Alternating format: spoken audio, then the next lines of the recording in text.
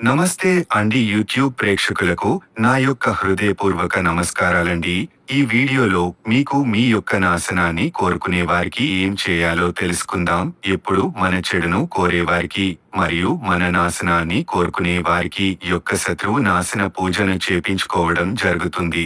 అది ఎలాంటి సమస్యలంటే భూ విషయంలో కానీ కోర్టు కేసులు కావచ్చు, మరియు భార్య భర్తల సమస్యలు కావచ్చు, మరికొందరికి మన స్నేహంలో మనకు చెడు కోరుకునే వారికి మరియు ప్రేమ సమస్య ఉన్నవారికి మరియు మనకున్న ఎటువంటి సమస్యలున్న పరిష్కారము మన దగ్గర దొరుకుతుంది. అలాగే మన చెడు కోరుకునే వారికి శాశ్వతంగా మంచాన పడేలా చేయొచ్చు. వారు మనకు చూస్తేనే ఉచ్చ నెత్తురే పడాలి. వారికి జీవితంలో వాళ్ళు కుమిలి కుమిలి ఏడవలసిందే.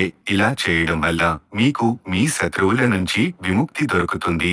ఇలా చేయడానికి కొన్ని నియమ నిబంధనలు పాటించాల్సి వస్తుంది. ఇదంతా చేయడానికి మనం ఒక 3 హోమాలు పెట్టుకోవాల్సి వస్తుంది. ఈ హోమంని మనం ఆదివారం గాని గురువారం గాని చేసి వాళ్ళ మీద మనం ప్రయత్నం చేసినట్లయితే జీవితాంతం మన జోలికి రారు. ఈ శత్రువు నాశన మంత్రాన్ని మనం ఆదివారం నైటు గురువారం మధ్యాహ్నం 108 సార్లు జపించినట్లయితే వాళ్ళు ఎంతటి వాళ్ళైనా సరే నాశనం కావాల్సిందే. ఇలా చేయడానికి కొన్ని షరతులు వర్తిస్తాయి.